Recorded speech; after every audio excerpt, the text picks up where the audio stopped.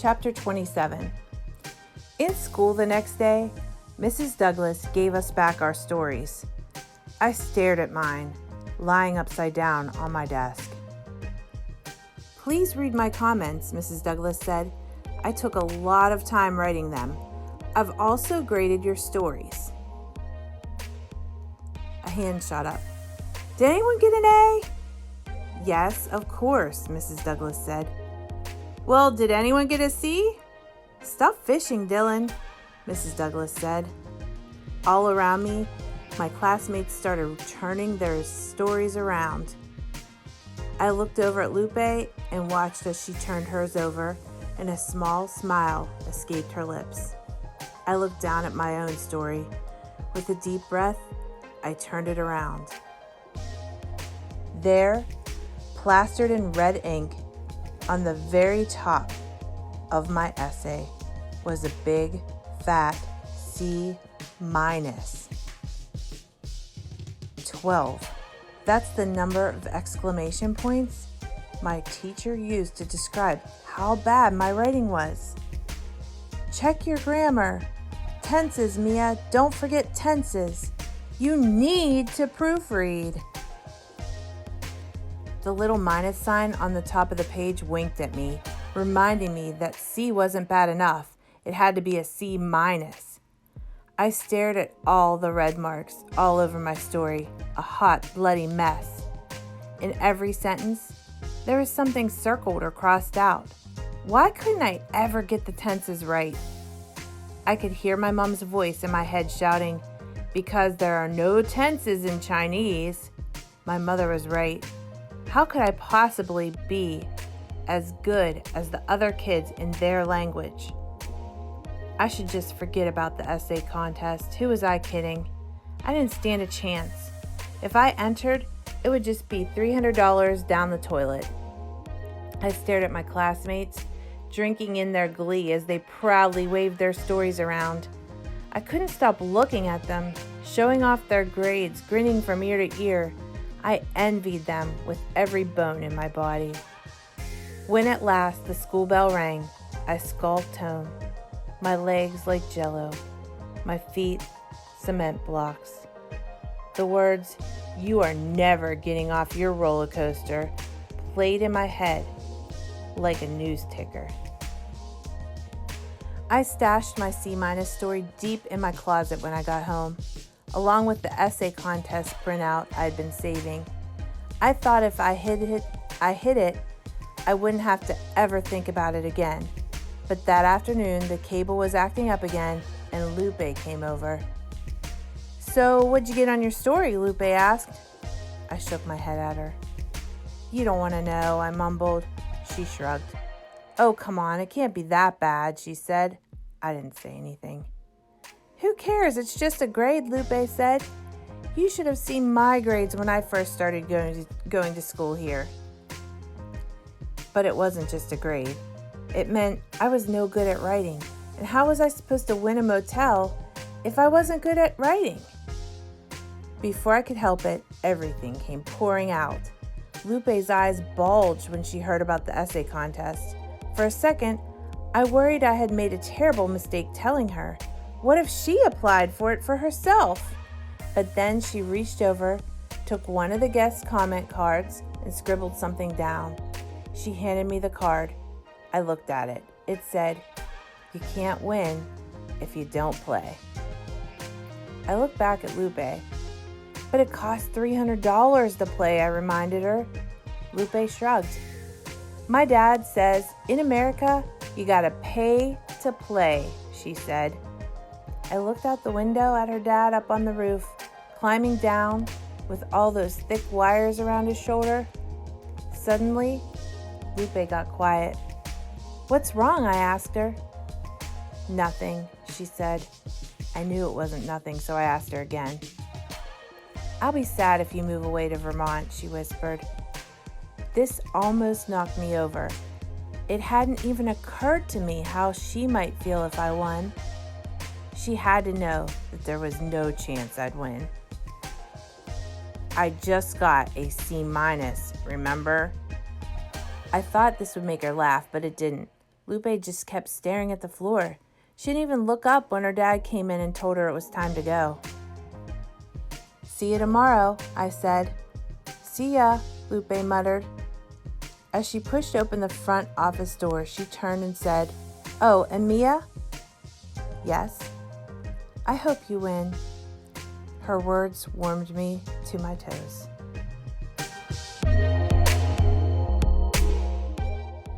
Chapter 28. When you've moved schools as many times as I have, you start to think of everyone as temporary. Friends come and go. You might have a best friend, but you know in the back of your mind she's not always going to be there. You'll change schools or she'll change schools, and that'll be that. For years, I told myself that was okay. That was just the way it was, kind of like replacing a toothbrush. Sure, you might like your toothbrush a lot, but sooner or later, you'll have to replace it. You'd get a new toothbrush, and it might feel strange and uncomfortable at first, but then you get used to it. I guess I never thought about how the toothbrush might feel. I never thought the toothbrush would miss me. I was walking through the motel, still thinking about Lupe, when my dad waved me over to room 8. "Look what a customer left on the table!"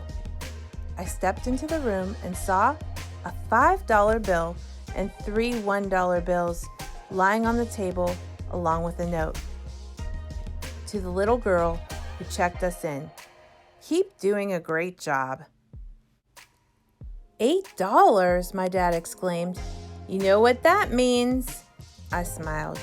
Chinese people believe that if you receive $8, it's good luck. That's because the word for the number 8, ba, rhymes with the word for prosperity, fa. It was such a nice surprise that I went back to the front office to write the customers a thank you note. As I got their registration card out and copied down their address, it briefly crossed my mind that maybe I should stop. Given the grade I'd just gotten in English, did I really know what I was doing? But then I thought about Lupe and how she said, "You can't win if you don't play." I now had $8 more to play with. $8 that had just dropped down from the sky. I had to say thank you. I went over to Mrs. T's room to try and borrow a dictionary.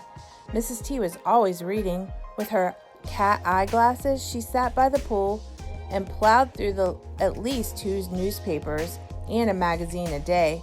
Not only did Mrs. T have a dictionary, but she was delighted to lend me hers. It was a massive book, almost as thick as the Yellow Pages. It wasn't just a dictionary either. It had something called a thesaurus too. A thesaurus, Mrs. T said, was a list of words that meant the same things as other words. You could trade them freely, like you can trade $1 US for 8 Chinese renminbi. I carried Mrs. T's nifty dictionary thesaurus over to the front office and started composing my letter. Dear Mr. and Mrs. Miller, thank you so much for the $8 tip. Along with the good, kind note. It helped my day, made my day, and I was having a bad day. I got a bad grade at school. It was so bad that I was thinking about not doing, giving up on something. But then 2 things happened. My friend from school said something nice to me, and I got your note and tip. I think that's a sign. Do you? No. Don't you? My parents believe are big on signs. I'm not, especially if they're bad, but I like the good ones. Thanks for giving me a good sign, and thanks for staying in, at the Cala Vista. I hope you'll come again soon. Sincerely, Mia Tang, Assistant Manager. I worked with Mrs. T's thick dictionary thesaurus, trading words, looking things up, learning phrases like big on and made my day, crossing things out and trying things on until at last I was satisfied with my letter. I copied the letter over onto a clean sheet of paper, sealed the envelope, and placed it in the outgoing mail pile. Then I had another idea. If Mr. and Mrs. Miller were willing to give me a tip, maybe other guests would be as well. Who knew? Maybe if I saved up, I could have enough to enter the essay contest. I called Lupe. "That's a great idea," she said. "You should totally do it." Lupe said everyone was always giving out tips in restaurants. Even her dad, if he did an extra good job, got a tip from his customers.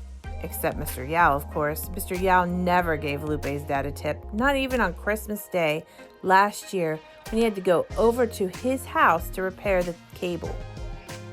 The tip jar would have to be a secret, though. Mr. Yao couldn't see it. If he saw it, he'd just take the money like he took everything else. I wasn't even sure I wanted my parents to see it. They still didn't know about the essay contest. If my mom knew, she might say I didn't stand a chance, and the last thing I needed was her telling me I couldn't do it. I hung up the phone and went to the kitchen, where I found an empty plastic jar. I taped a Post-it on the front of it and wrote the words "tip jar." I added some stars for good measure. I put the jar on the front desk. I decided I would only put it out when it was just me. When my parents or Mr. Yao were around, or when I was at school, I'd hide it under the desk. I lifted the divider and stood back to admire the jar. It looked good there. I went out the back to return Mrs. T's dictionary back to her. As I was walking across the parking lot, I noticed a couple I'd just checked in going up to my mom, who was walking back from one of the rooms. They were holding a camera. "Excuse me, will you take a picture of us?" the woman asked my mom. She grinned at her boyfriend. "This is our first vacation together." "Your first vacation? That's great," my mom said in her broken English. "Vacation," the couple corrected. "Anyway, will you take our picture?" "Sure," my mom said, taking the camera from her. The couple showed her which button to push, and I could tell my mom was tingling with excitement because she kept running her fingers along the zoom. Finally, a real camera. As my mom put her eye to the viewfinder, the couple hugged each other and gave her great big toothy grins. "Eggplant," my mom said, except she announced it eggplant. The woman frowned a little. "You know, it's eggplant," said the woman after my mom put the camera down. "What?" "Eggplant," the woman said, emphasizing the T so vigorously that she was practically spitting on my mom. I could feel the heat of my mom's embarrassment from where I was standing. "If you're going to say it, you should say it right. And really, you should be saying cheese," the woman said as she walked off with her camera. My mom just stood there, looking so sad I wanted to run up to her and tell her, "Hey, it's okay. I just got a C- on my English story. I know how you feel." But I knew that would not make her feel better. It would only make her feel worse. It almost made me want to do more math. Your assignment today is to read chapters 29 to 32 on your own. Stop after you finish page 142. When you're finished, add to the discussion.